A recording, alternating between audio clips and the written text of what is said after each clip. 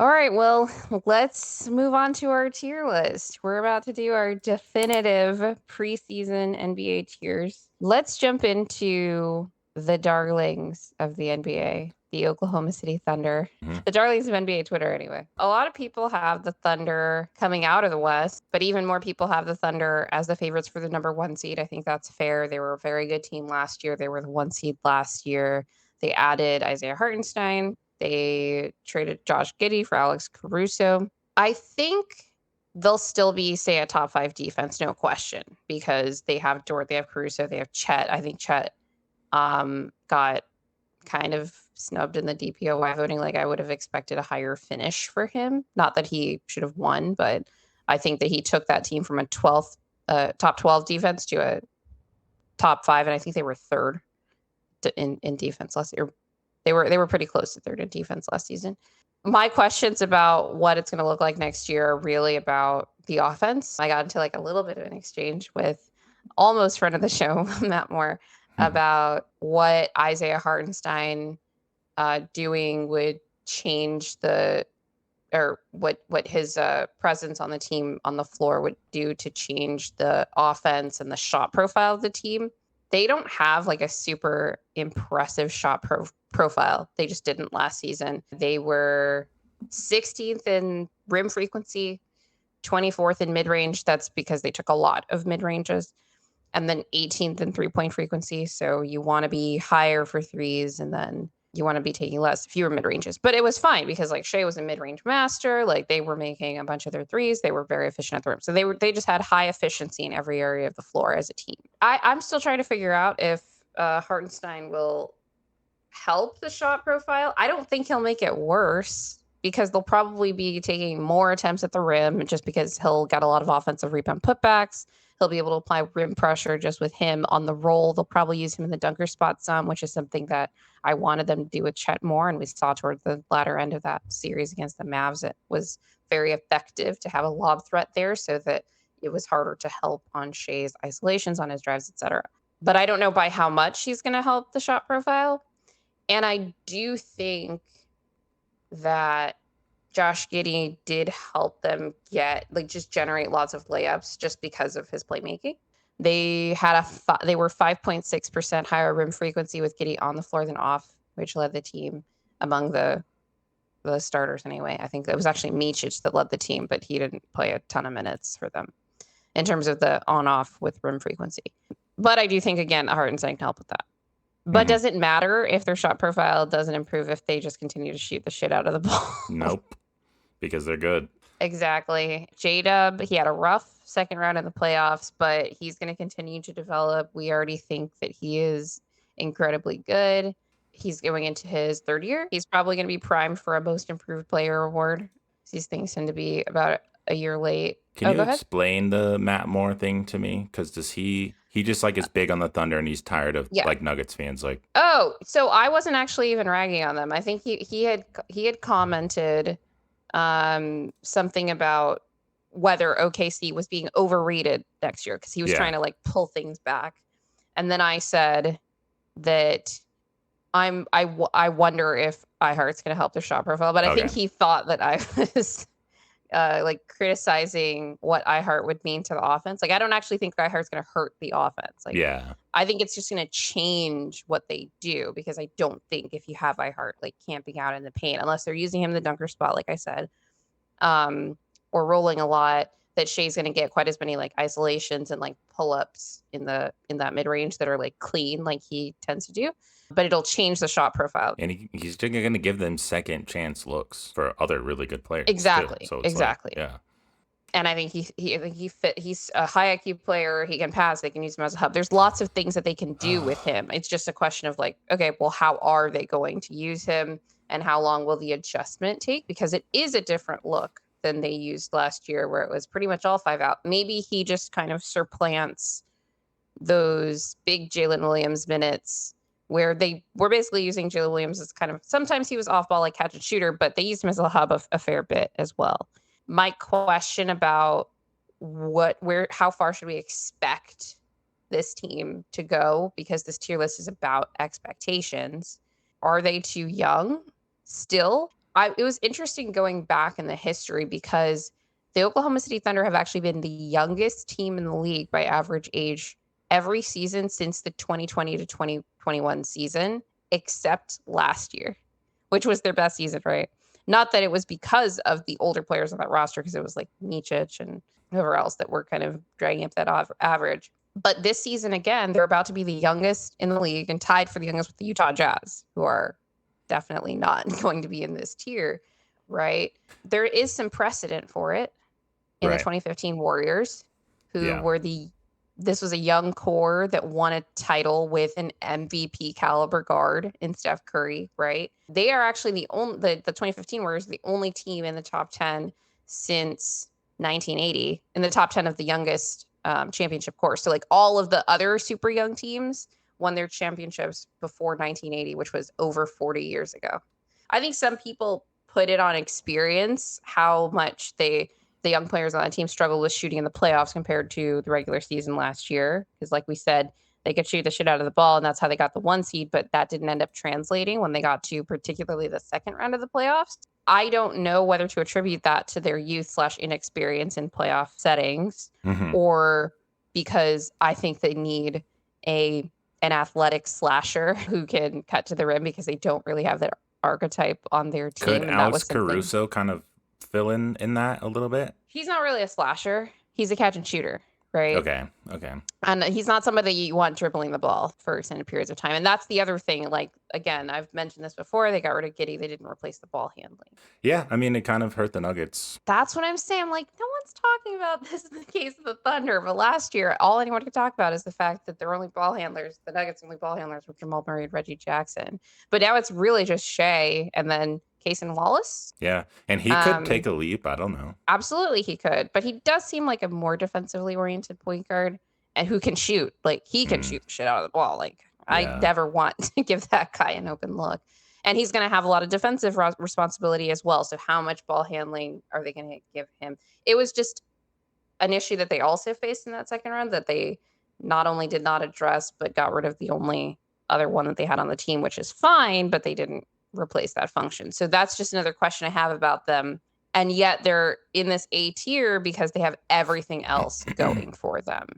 They Yeah. have Shea, they have J-Dub, they have Chet, they have Isaiah Hartenstein, they have Caruso, they have Dort. Like, this is going to be a very formidable team to contend with. Also, I mean, Dort and SGA just played in the Olympics, and we talked about Yes. on our Olympic preview, and Voya Medic brought up that a lot of the times when players go and play FIBA ball, they can improve their game because it's a stiff competition, it's a different kind of game, and they learn from it. And I think, for a young team, that's something that is valuable, and especially young players who are really good like them. I hate to Right. say it, but the Thunder are legit. I'm done with the maybe they're too young and inexperienced. I think in an era like this, I would not be surprised with a team this young like winning a championship just because of talent and how college players are playing and people just they're really good and the Thunder are well run and they just they impressed me in the playoffs despite the fact that they had some flaws and I wasn't expecting them to go to the championship, and I think that was fair to say all season last season. This year, I think that's over, and I didn't put them in the title favorites, obviously, but I think this is the perfect tier for them to be, and Yeah, because they still have to show it. Like, they have to yeah. show that this new formula that they're going to have works. But I'm putting the But pressure on them. Like, yeah, you have a freaking good roster. It kind of reminds me of when the Nuggets got KCP and Bruce. They got Caruso and Ihart, two amazing additions that could technically get you to the finals, just like the Nuggets did. And once you get there, who knows who you're, playing? If it's the Celtics or the 8-seeded Heat that just made a crazy run. So get to the finals, see how it well, goes. that's the East, though. Yeah, that's the We're East. not. Yeah. No one's having a run like that out of the play in the West. Yeah, let's just go with Nuggets because Yeah, that's who let's go I Denver, have. Denver. Man, there's just so many questions with the Nuggets. Yeah. That's just the reality of the situation. As much as trying to be good Nuggets fans and stay optimistic because we love them and we love Jokic and Jamal and you can be anywhere on if you're ready to sell stock on Jamal. Everyone believes in Jokic, so there's a range of emotions here. But I just am like, Jokic is the best player in the world, so you can't count them out of at least making the conference finals. That seems like doable. And I don't know if you said this, but like I do think if we didn't make the conference finals, that would be considered a failure, and like some kind of change would happen, and like there could even be like someone fired, like potentially. Last year, they didn't like they could have made the conference finals and they didn't. Like they could have made the finals, they We could have were won the so title and they close. didn't, right? Yeah. Like last year, I would have put them in S, even with the questions that we had about the roster, because we still had KCP, we still had best starting five in basketball, all of that stuff. Obviously, Jamal wasn't healthy. The starters got completely schmacked. They were just not on it in the playoffs, and that's on them, right? Like that's whether it's about being healthy or being rested enough, being like focused in the game when the playoffs start. That's on the players. They need to figure that out. But in terms of where they sit in the Western Conference picture, the first thing that I looked at with each team is like, what seed do I kind of expect, or what range of seeding do I kind of expect them to be in? And they still have Jokic and Malone. I was looking back at the numbers on this. They have played at a 50 win pace, greater than a 50 win pace, every season since they started making the playoffs in 2019. Of course, or that's with Jokic and Jamal healthy. Of course, we had the 2022 season where they just barely made the playoffs without Jamal and MPJ. In 2024, obviously 57 wins, 2023, 53 wins, 2022, no Jamal MPJ. In 2021, it was a shortened season. They went 47 and 25, and I checked it's a 53 win pace. In 2020, they were playing at a 51 win pace.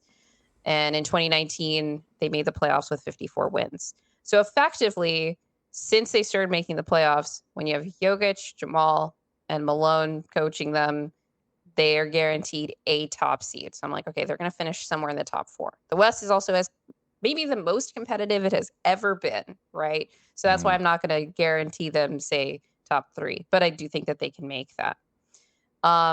Obviously, the top four guys are all in their primes. MPJ kind of entering his still. He's 25. I keep Yeah. forgetting how young he is. Damn. No. MPJ, he's 26. Jamal in his prime is his age 27, or I guess he's entering his age 28 season.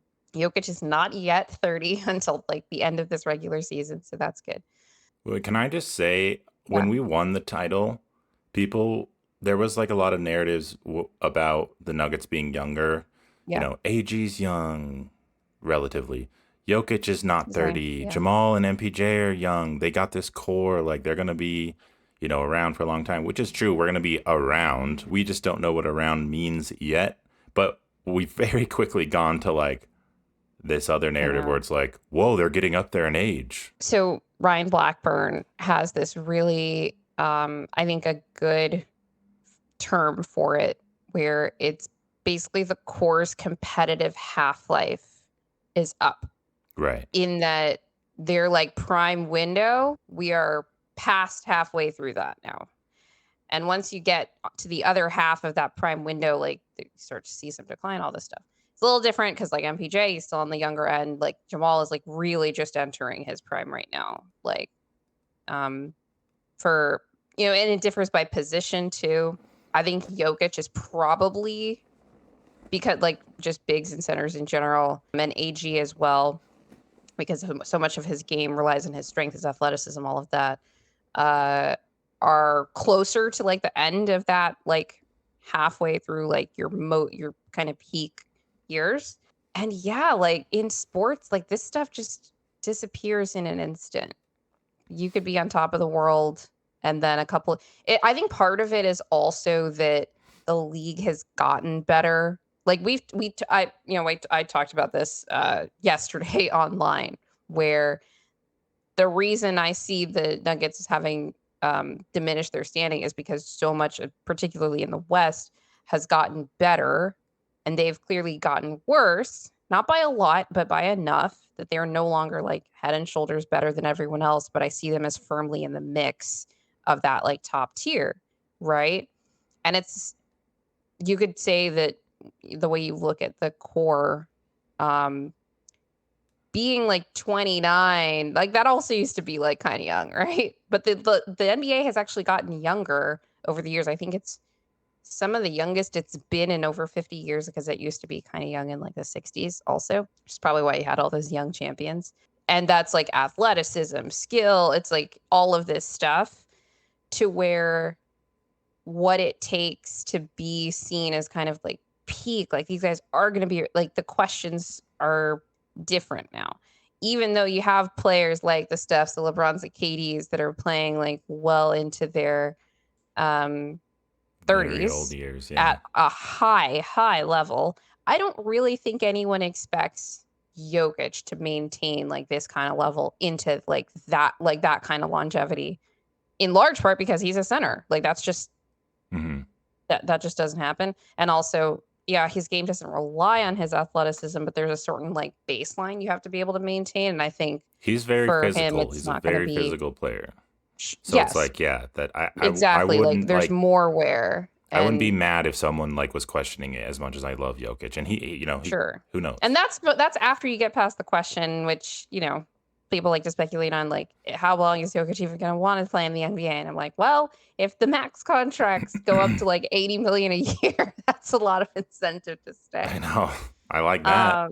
Yeah, but like I said, these guys are in their primes. I think that Minnesota is the only team that I'd consider picking to beat them outright in a series. I'd said this on a previous episode where I said, if you're looking at like where the Nuggets sit competitively, say in a playoff series against any of the best teams in the West, is there any team that you would expect to beat them in 6 games or less? I don't think so.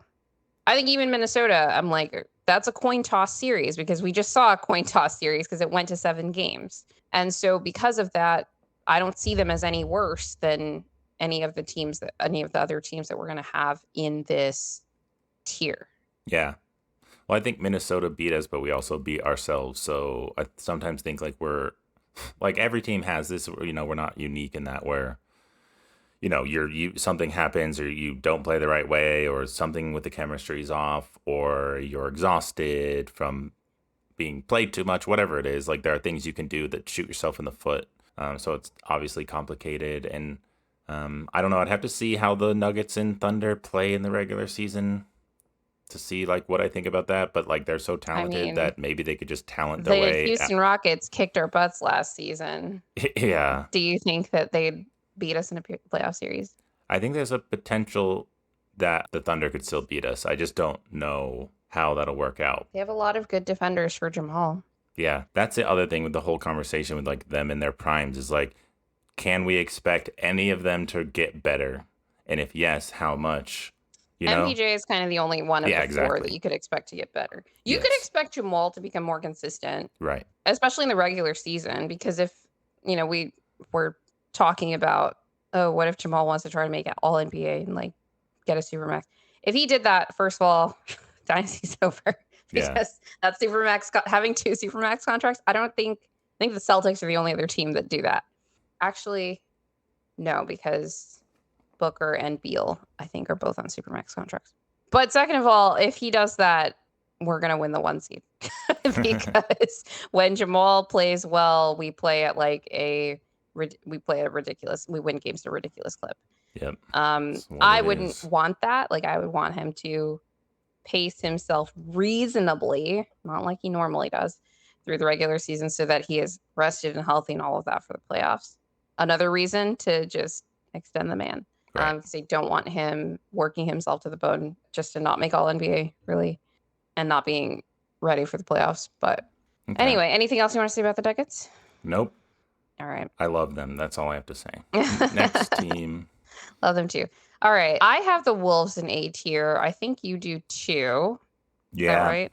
That was one that I was debating, but then I was like, nah, I have to do it. It's interesting with the Timberwolves because I still have a lot of questions about them in the playoffs versus, say, like a really good defense because I kind of think about them in the same tier as the Grizzlies for that same reason. Like, I don't really get what they're going to do when teams take away what they like their first or second options on offense. But one, they have Ant, although I think Ja is just a really good like point guard and playmaker, and he can break a defense when he wants to.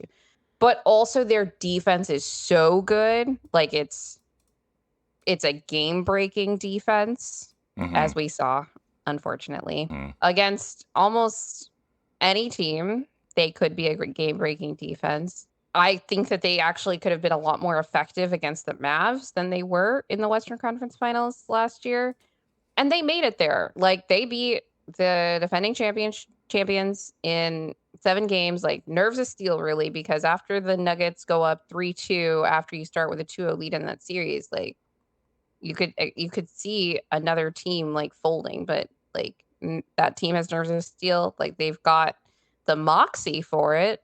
I think they have the talent for now, though I do think they are too reliant at the moment on Mike Conley to create efficient and coherent offense. They did just draft Rob Dillingham or, like, trade for him, whatever it was with the Spurs. They need him to hit, and he's, like, one of the youngest, players in the rookie class right now. I don't know that he will hit immediately in the NBA, although he looks incredibly talented. And they need Cat to be better than he was in the Western Conference Finals last year, because the odds are that they will, if they face the Mavs, it would be not that late, although we're gonna talk about the Mavs in a bit. And he's their second star, right? Like, he contributes to their offensive woes as well, and he was, like, the worst of the starters in terms of contributing to good offense, which you wouldn't expect between him and Rudy, but Rudy was setting screens, Rudy was helping run pick and roll. Like, Cat just looked completely lost in that map series. So he needs to be better, kind of reverted to that unreliable guy that everyone didn't really believe in when it came to evaluating the Wolves last year. But he also made strides, right? Because up until that point, he was having a great playoffs on both ends of the floor. My question for this team is, do you think that they'll be able to maintain the defensive intensity that they did last year throughout another season Yeah. and postseason after the deep playoff run that they just had? Yeah, that's the question for Cat and Ant, I think, because they rely on Mhm. them to be defensively intense and to hold up in different situations to solve certain problems. And they got to keep up the offensive output too, because they're the heads of that. So it's like you have, well, I mean, I know Rudy Gobert is like the best defensive player they have technically, but I think there's ways around that. And then Ant and Cat kind of have to step up when they're trying to exploit the Gobert things that you can do against him. So I don't know. I've always said that that formula is kind of risky to have your best offensive players also have to be your defensive like stoppers. I mean, Jaden's better than I Ant. I mean, get that, but Ant's very good on ball too, and there's a and he very has to big be because he's not as locked in off ball. Like, that was part of the formula that I right. think was under discussed, in that, like, when Ant has his assignment in front of him, he can stay engaged. So part of the benefit of putting him on the ball is that he's not a sieve off the ball. Yeah, and I felt like that's what they did a lot, and it wasn't as like much of Jaden McDaniels just being a ball stopper on ball. It was Ant, and then Jaden being amazing off ball, Yeah. and that was like the secret power. At least And against the Nuggets, right? Like, it's gonna change right. depending on the matchup. But I think like they're versatile, right? So they can do it when they need to. But Yeah. I guess if Ant is really bad off ball, then that's something to exploit. Maybe he'll improve in that. Maybe he'll improve on offense this year too, because he's still growing and like could add stuff to his game. I think Because it's more about shot selection than anything. Like, he can do everything. Like, he can pull up, he can post up, he can catch well, and shoot, his he can get playmaking to the could still rim. get better. Yes, Yeah, yeah, in terms of, like, the offensive game, you're yeah, right. He can add just, I think, making quicker reads and making easier reads, and then the shot selection as well, because part of running an offense is keeping the offense flowing, not being a ball stopper. Because even if you're making those tough shots, you're not keeping everybody in rhythm, like, all this stuff. Like, this is the difference between a scoring guard and a point guard, right? We've talked about this so much on this show, and that is definitely still an area that he can improve, and he is only 22 still. yeah. So that's what I'm saying. I'm not going to be surprised if he gets better somehow. So it's like, what did they do to improve their chances and really get themselves in a position to go all the way? Not much, but Ant could be really good, and their defense could lock down. I just think it takes a lot of energy to play that way, and I'll It be does. interested to see if they're able to, like, maybe they're not they were the number 1 defense last year. Maybe they're, like, number 2 or 3 this year, Yeah. that kinda thing, and what that means for the slide, because if the offense stays the same, then maybe they only win 52 games instead of the 56, that kind of thing. And it's a tough West, man. But I think they can do it. And I think they did it once, like made the conference finals, that is. All right. What's next? Well, all right. Let's move on to the last team that I have in the A tier, the Dallas Mavericks. I do have them. So they made the NBA Finals last year. They won the West. Does that make them the best team in the West? No. But are they solid and just as good potentially as every other team that we have at the top of the West? Yeah, I think, especially defensively. They didn't re-sign Derrick Jones Jr. like we talked about on our offseason episode, but they did sign Najee Marshall. The biggest question for me with them is Klay Thompson actually going to start? Because I think if he does, I look at this team completely differently, and maybe downgrade them, because their defense is really what carried them to the stellar record that they had post All-Star break and what propelled them through the playoffs, because Luka was like terrible for 2.5 rounds, or like a round and a half. Yeah. Because he kind of started to find his mojo again at the end of the Thunder series. But their defense like won them games.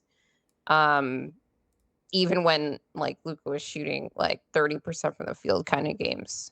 And they're not a good three-point shooting team in terms of efficiency anymore, or they weren't after they got rid of Grant Williams and they replaced them with more like PJ Washington and Derrick Jones Jr. basically, because he was on the team already, but he wasn't as big a part of the rotation.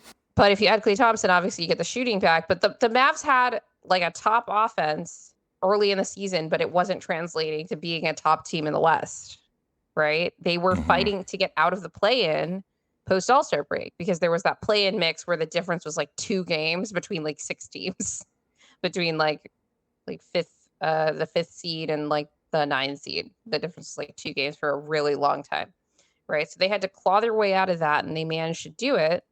So West is competitive as hell. So I don't want to downgrade a team for struggling because the West is solid. So I kind of like have a lot of those teams that are like in that milieu similarly. But the Mavs did have to dig themselves out of the hole, and they did it with defense. So if they downgrade their defense substantially by starting Klay Thompson, I look at them very differently. But I'm going to give them the best case scenario with Najee Marshall, incredible versatility on the wing, like having a real wing defender there. And then, Luka, Kyrie do their thing. Derek Lively continues to develop. Or maybe Daniel Gafford's going to be starting again, but then they have amazing bench minutes because Derek Lively is their backup setter. Or they could start him in different times, or Lively start some games, Gafford start some games. Sure. Something like that could be cool. Yeah, I think it just comes down to how Klay is and how their defense is, for sure. That's the big hot button items. We have very intelligent people like Dan Favale, who's higher on the Mavs. I don't know where he is lately, but he liked those changes that they did in the offseason. I think that they're straightforward upgrades if it's like Klay is playing the Tim Hardaway Jr. role. That's true. Then his defense is terrible, but it's not worse than Tim Hardaway Jr., and he's a better shooter, and he has actual gravity. But if he's starting, that's a different equation. Which we'll see. I think Klay will accept that he can't start and come off the bench at some point, even if it starts the season out with him starting or something. I think that'll happen. Kyrie and Luka and people will be a good enough locker room environment that Klay will like mesh, and he'll accept some kind of role, whatever is required of him, because he kind of needs to make this work. If someone lower than a 3 seed has not won the finals. So the Mavs, they were in a worse seed because they didn't make those trades until the deadline. And I think if that was their team going into the season, they might have finished higher than the seed that they were. And then they wouldn't have had this path that maybe made them too tired or whatever the hell happened versus Celtics, which I think the Celtics were just better than them if they were a 3 seed. Better. Yeah, but you're not doing yourself any favors by going through what they went through, although maybe it was an easier path than like what Denver had. It's ironic because I think that I said this throughout the year, that the team that was going to beat the Celtics was going to beat them with their offense, because the Celtics' biggest strength was their defense. As good as their offense was during the regular season, and at times it looked impressive in the playoffs, but it wasn't game breaking. They have a game breaking defense. If you can get around that, you beat that team. The Mavs got better overall as a team by effectively trading offense for defense in these pieces and how they were managing their rotations. They face the Celtics. Their offense is not enough to break the Celtics defense, and their defense wasn't good enough to stop the Celtics. the way that they like to play offense. Like, I actually think that that's a matchup problem for the Mavs as they were constructed. The like OKC Mavs matchup's so much more interesting now. Why is So it's like that? just because of iHeart being on the of OKC, I think he just helps them more. I think it's iHeart's impact on the offense though, because I actually think that OKC did the best job besides Boston of the 3 teams they faced in the West. Did the best job defending Dallas of Yeah, I any think it's the team. offense because it's the way the Mavs were Yeah, playing defense was really exactly. limiting them. Yeah. Then it was like finally, I mean, OKC figured it out by the end. Like, oh, if we have Chet in the dunker spot, it's harder for them to crowd the drives. But they don't hmm they don't play that way, right? But with hmm iHeart, they would maybe have to if they want to put Yeah. those two together. And now So they've yeah, like figured that out and they've experienced it and they can try and put stuff like that into practice. And so every team needs some kind of luck going on these yeah. runs. And I think playing a young Thunder team was a good path for them. Hit the subscribe button and hit the like button on YouTube. And yeah, we love you in YouTube and in Serbia and the United States or whatever it is you're watching. And just remember, winning is fun and losing sucks. Unless you're tanking for flag. Yeah, because then losing's fun.